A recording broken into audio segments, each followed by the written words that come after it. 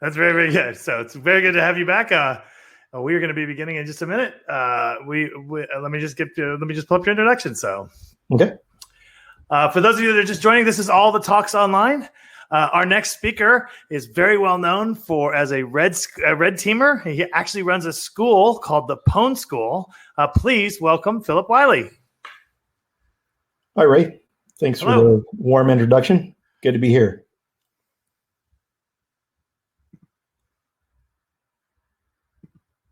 Let me go ahead and share my screen.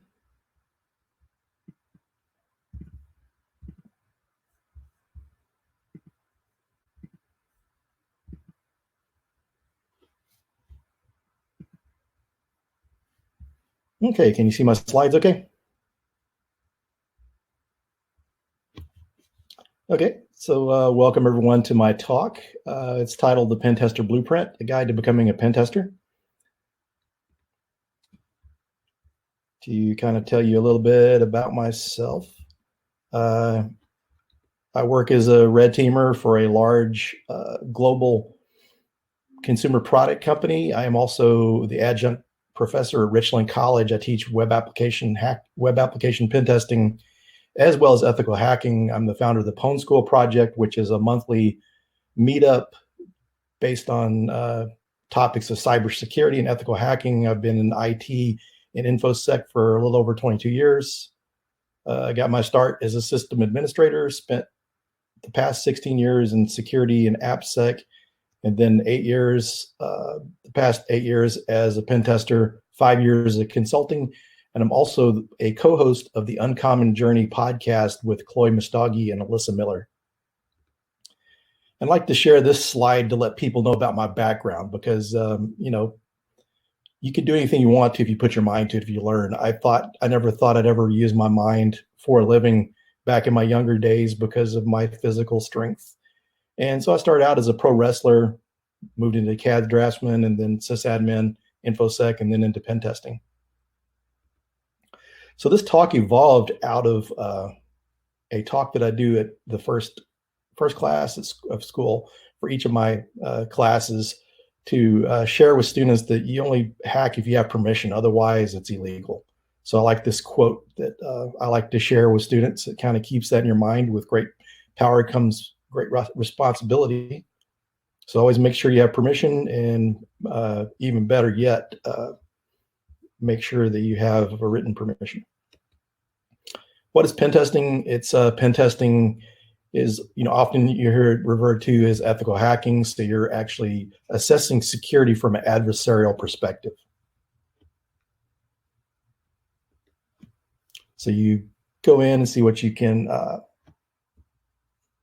see if you can actually exploit the vulnerabilities you find, and that just kind of gives you more of a idea of the risk level. If it's exploitable, then it's a higher risk and more of a justification to budget to fix the vulnerability. Sometimes vulnerabilities are kind of expensive and the companies may not have the budget to fix it. And so you have to weigh the risks. So pen testing is a way to justify those vulnerabilities being remediated. Some of the reasons for pen testing, a big driver for a lot of companies is regulatory compliance. Payment card industry is a big one. It's a fun job and there's a lot of opportunities. Pen testing's been around for a while, but when I was getting started back 8 years ago, most of the pen testers were consultants or contractors. And so a lot of companies are starting to hire more of their internal pen testers. It's rare nowadays that you see companies that don't have pen testers. So there's opportunity as people ramp up and build their offensive security departments. And there's different pen tests. When you're looking for a job, some of the things to keep in mind is the professional term is penetration tester or pen tester for short. You may see ethical hacking in there, security consultants, analysts, and engineers. You just have to look at those job descriptions, looking for keywords related to pen testing or some of the pen testing tools. Other synonymous terms with pen testing, ethical hacking, offensive security, adversarial security, threat and vulnerability management is one of the departments that usually employs pen testers. Skills used in other areas. So it's very helpful for SOC engineers, digital forensics, incident response, network security analysts, and engineers, purple teams where you're actually working together with the red team, the pen testers, to improve the defenses. And application security. Application security is an area where pen testing is widely used, and you'll see a lot of times your bug hunters come from a web app pen testing background or a development background, different types of targets. So when you're doing your test, you'll be testing different targets, and here are a list of some of the targets: networks, applications, hardware, transportation, people, as in social engineering, and the buildings for physical security. And the vehicles are becoming more popular, a more common area that needs to be tested, because with the autonomous vehicles coming, you want to make sure that these vehicles are safe and not weaponized. And types of knowledge of your target is, if you have limited knowledge of the target, maybe just IP address, then it's a black box, limited information. So it's more simulating what a real world attacker would be viewing the application or target as. And white box, also known as crystal box, is detailed system info, accounts, web app pen testing. This is a good way to test because you're able to test what an authenticated user can do. So sometimes the more information you have, the more thorough you can test the target. And the most common type of pen test is usually gray box, because it's partial knowledge, not as in-depth as white box, but gives you a little more information than black box, because a lot of times it's time sensitive, the pen tests. And so you don't have a lot of time to go through and do all the extensive recon that a real world or malicious actor would do. So you need some information, and all this is based on the amount of time you have for the test. Different types of testing and the testing depth. Kind of some of the starting areas of pen testing, and these all kind of build on each other, is your vulnerability scans. Running your Nessus scans or your Nexpose scans to find the vulnerabilities. And typically there's groups within companies that perform vulnerability scanning. This is not a pen test. This is just like one of the first steps in a pen test. And then the next level of depth is vulnerability assessments. This is where you go through, you do your vulnerability scanning, and you validate the vulnerabilities and make sure they're not false positives. So you check that. So that way you're going a step above the vulnerability scan. Vulnerability scans, there could be false positives. With the vulnerability assessment, you're trying to rule out the false positives and only identifying the actual vulnerabilities. When we get to pen testing, we're taking that one step further. We're taking those two steps. We validated that vulnerability.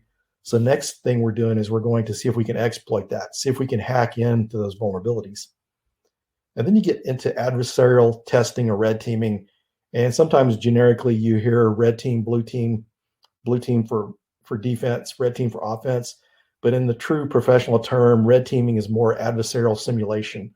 So this, you're testing the blue team, you're testing the response time, the technology, and just testing the defenses in general. So it's usually a less restrictive scope. In different specializations, most people will start out as a generalist unless you have a background in application.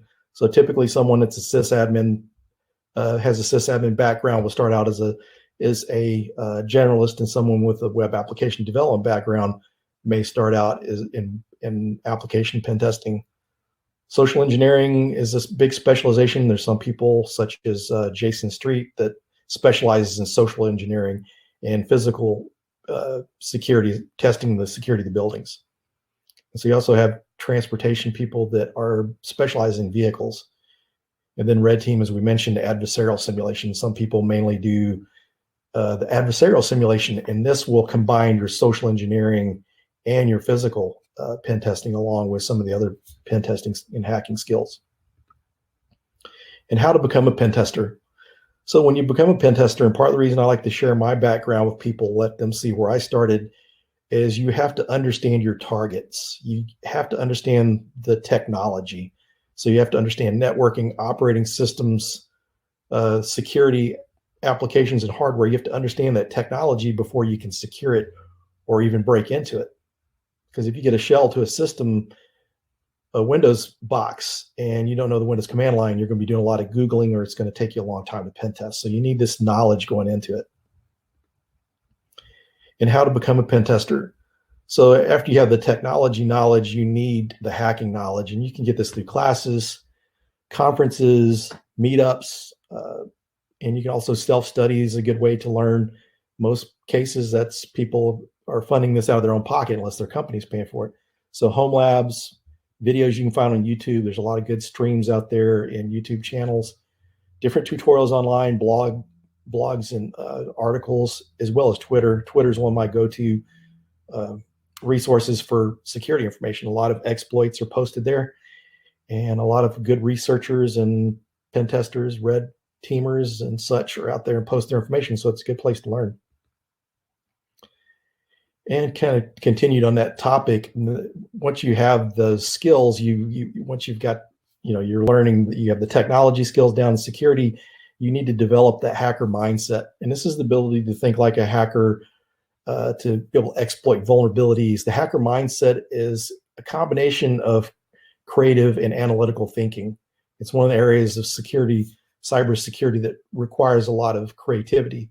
You learn the different vulnerabilities and exploits and how to chain those together in ways you can exploit things in the true, more meaning of the hacker term, where hackers were originally people that were experimenters. They worked with different technologies and tried to enhance technologies to do things that it wasn't equipped to do, or even build technology. And so this is where you kind of get the creativity, use the creativity as such of the original hackers. And the hacker mindset takes time and repetition to develop, and it's best developed with hands-on hacking experience. So the Pentester blueprint formula is kind of common, high level. You're combining the technology knowledge, security knowledge, and the hacker mindset. These three areas you need to know to be successful in becoming a pen tester. And where do you start? So where you're going to start is you got to develop a plan. You do a gap analysis. You're going to fill those gaps. If you don't have IT experience, those technologies you don't have experience in, learn those. Understanding different operating systems like Linux and Windows is very important, since those are the two most popular ones you're going to see. Hardware and networking. If you have IT experience, then learn Linux and security and the networking. And if you have InfoSec experience, fill in the gaps that you may have missing. You may work in an area that does a lot of Linux, and maybe you don't. So learn those areas that you're weak in.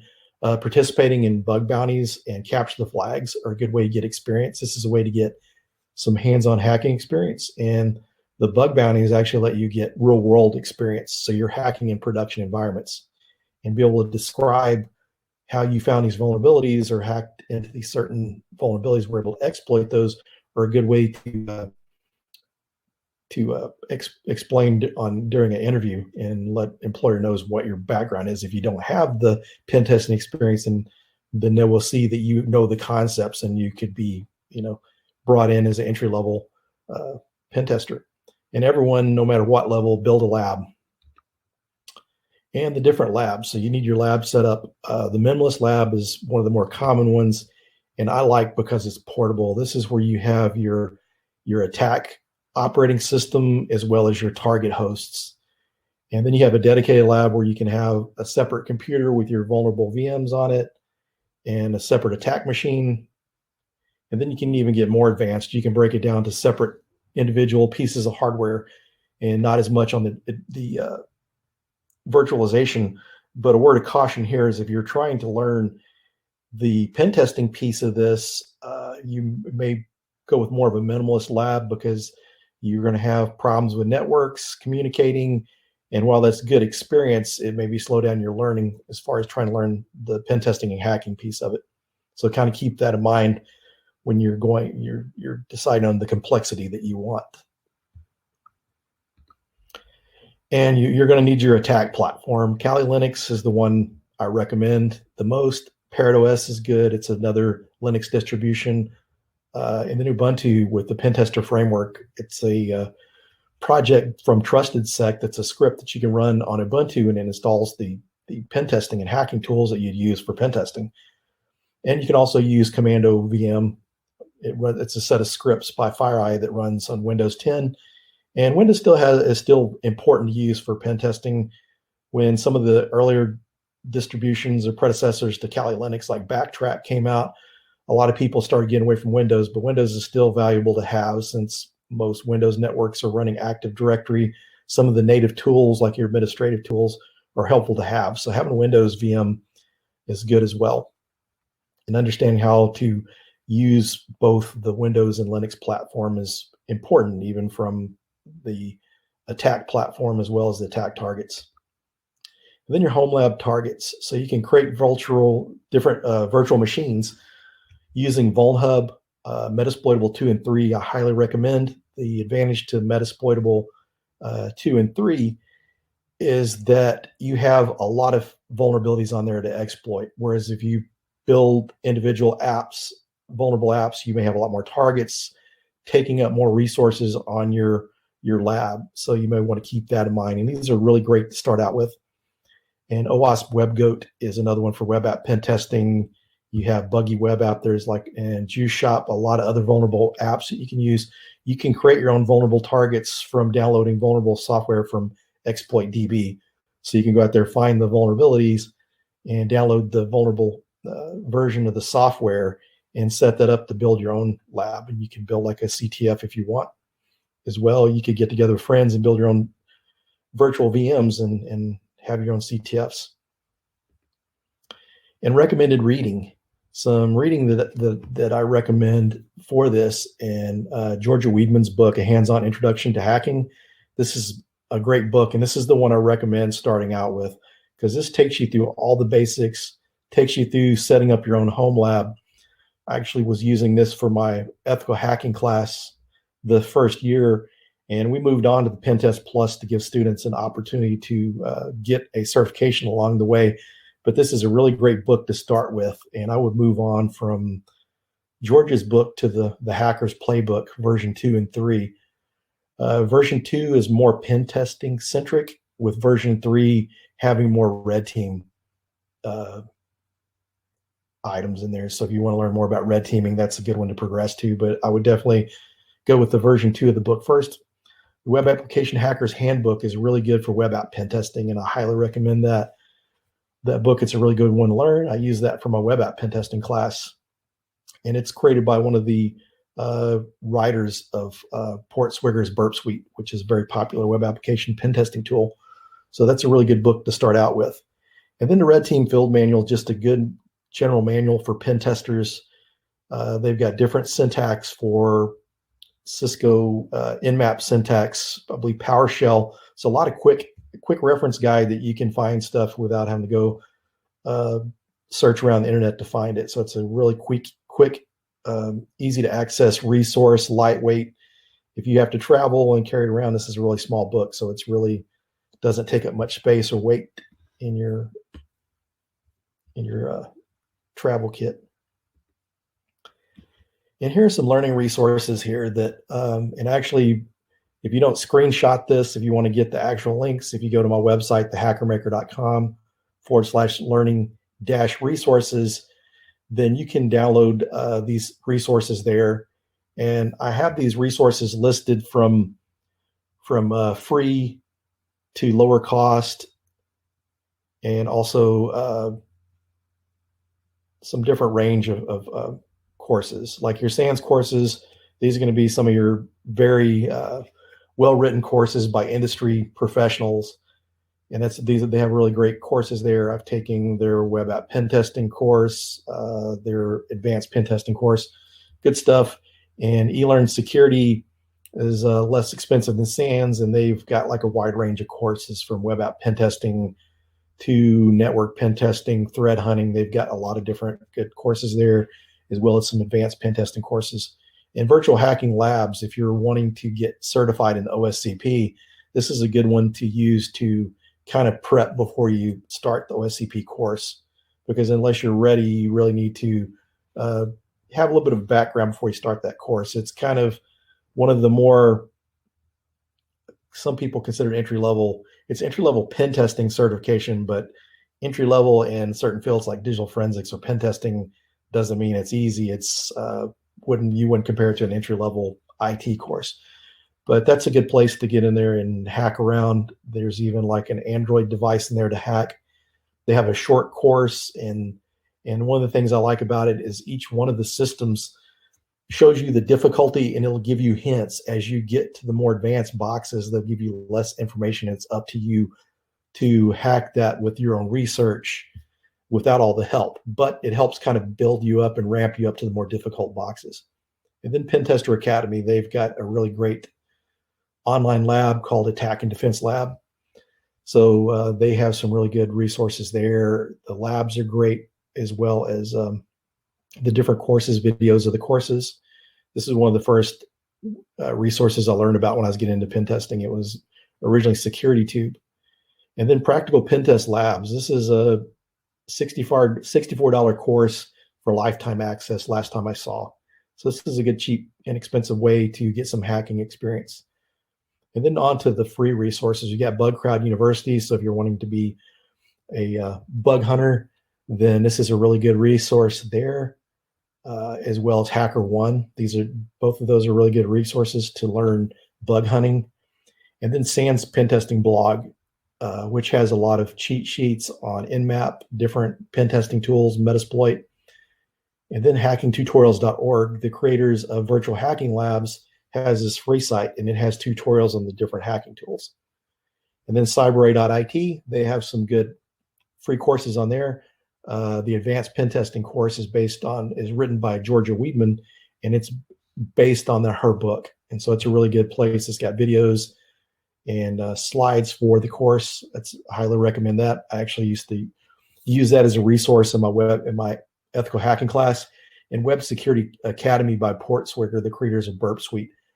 Instead of updating the Web Application Hacker's Handbook, they've created online labs and learning content. So this is really extensive. If you want to learn web app pen testing or bug hunting, this is a good place to start because it takes you through all the different web application vulnerabilities, and it has associated labs with those. And then OWASP.org, because you have the OWASP testing guide, the OWASP top 10, links to different vulnerable VMs and vulnerable applications like JuiceShop are listed there. And then hackthebox.edu. This is a really good place to prepare for the OSCP and just get that hacking experience in. And then the over-the-wire CTF war games. They have some different online challenges there, and it's a really good place to learn Linux security. So understanding the different operating system security makes it easier to hack. So this is a really good place to learn Linux security there. And those can be found at that URL below. And certifications, kind of your entry-level pen test certifications is CEH by EC Council and Pentest Plus by CompTIA. EC Council is a DoD cert, and so there's a lot of government jobs that they require a CEH, so that's one of the good reasons they have that there. Pentest Plus is fairly new, but it's really heavy on methodology.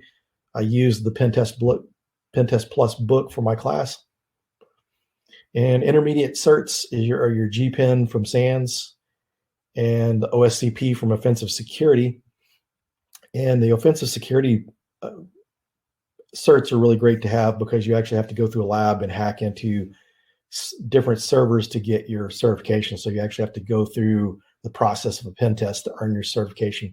And then you have your advanced certs, the GXPN by SANS, which is our advanced pen test and exploit development course, and the OSC is Offensive Securities course, which is a similar type course. These last four certs you'll see a lot in pen testing jobs at different levels. Usually these are requirements. One of these four, along with the SANS Web Application Pen Testing course, those will be the 5 most sought after certifications for people that want to be pen testers. And job tips, professional networking, get out there and get involved in your local community. Here in Dallas, we're fortunate to have Dallas Hackers Association, a lot of other great groups, community, just different groups, clubs, and conferences. Just get out there and network, because you get to know people and they find out of jobs and they know you, they can refer you. I've referred people in the community, as well as my last 3 full-time jobs have been referrals. So once you get out there in the community and get to know people and they know you, then it makes looking for a job a lot easier. And then LinkedIn. Your LinkedIn is your online resume, so make sure you have it as detailed as your resume. Keep it professional on LinkedIn. It's a professional site. It's not Facebook. So you want to keep that professional. Interview tips. Make sure you prepare for your interviews. Know the OWASP top 10, even though if it's a network pen testing course. I mean, a network pen testing job, they're still going to ask you vulnerabilities from the OWASP top 10 to describe the vulnerabilities, the different variations of the vulnerabilities, and how to remediate those vulnerabilities. So you see that a lot. Be able to explain the basics like three-way TCP handshake and OSI model. These you'll get a lot from management because they may be a little more withdrawn from the actual pen testing technology, been away for a while, but the basics like that, you're always going to get asked that to see what your level of knowledge is. And on your resume, make sure you're putting on your resume what you know. Make sure you know the subjects, because you don't want to get in there and look like you're being dishonest on your resume.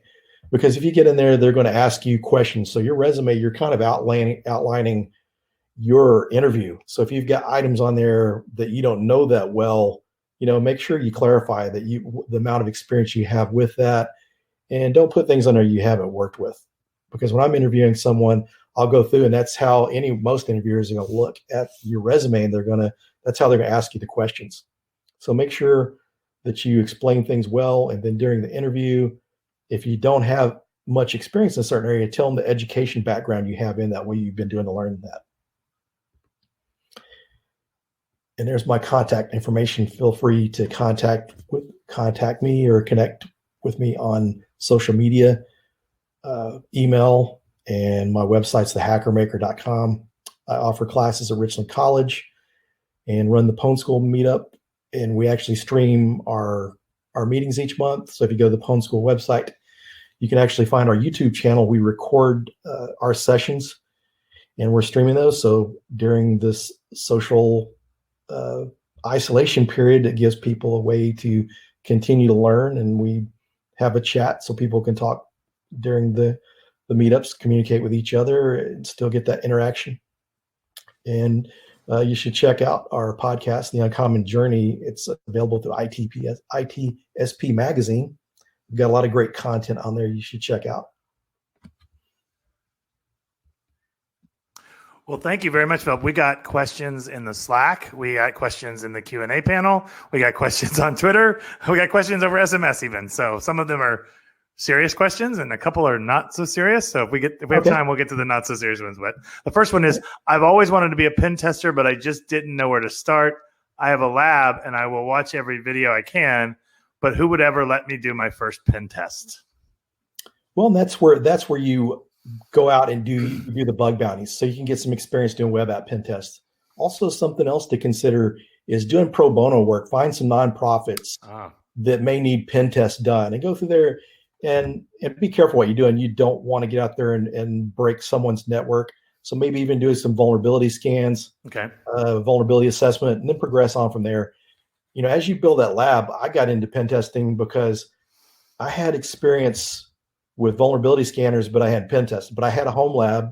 I was passionate and willing to learn, and they took a chance on me. I really didn't have everything I needed for the job. What do you think is going to happen to penetration testing once the pandemic is over? I think it's probably going to improve. I think some people that may have not planned and tested properly, I think it's going to ramp up. People are going to take advantage of consultants being able to be on site. So I think it's a good thing, because some companies are kind of putting things on hold because their IT freezes. So I think it'll kind of pick back up, and then some people are going to see the need for it. You see all these vulnerabilities out there, and they say that exploits are up since the pandemic. So I think people are going to see the need for that. And with all the online streaming content out there, I think it's providing awareness. This isn't really a question, but somebody said, I really like that hacker mindset, the creative and analytical thinking. I really like that. I like that. So that's just good feedback on the hacker mindset, I guess. Is it more important to learn Windows 10 or Kali Linux? Okay. I would say probably Windows 10 if you use the hacking tools, because what I'll say there is most of your targets are going to be Windows. So I'd say as a priority, I would prioritize Windows 10 with the hacking tools. You have to know the hacking tools, but when you get in environments you're hacking, you need to understand pen testing. You need to understand Windows. So I'd say that's a priority, but it's good to know both of them. But I'd prioritize Windows 10 if you don't know Linux yet. Could you tell us a little bit about a good setup for a lab that is VM only? That would be virtual machine only in a lab environment. Can you describe a good setup for that? Yeah, a good setup for that. VMware or VirtualBox works well, but for the longest time before, I started spending money to get my own version of VMware, I was using VirtualBox. Mm-hmm. And VirtualBox is nice because there's only like 2 or 3 things that typically go wrong with VirtualBox. If you don't have virtualization set up on your laptop or your computer, it's not going to work. And it's going to be the same thing for VMware. If the VM was built with newer versions of the USB, you have to make sure to install the guest editions to get it to work properly. So it's free and works pretty solid. And I use that as a recommendation in my class and workshops. And then get out there and install Metasploitable 2 and Metasploitable 3. And the good thing is there's walkthroughs out there too. So you can go through the walkthroughs. If you get stumped, you can go through the walkthrough. And also just as a way to learn, going through those walkthroughs will show you how different people hack. And they may do something different. So going through those. So I'd say Metasploitable 2 and 3 to start with because they're loaded with a lot of vulnerabilities. Mm-hmm. And so I'd start out with that. And then whatever you use for your hacking platform.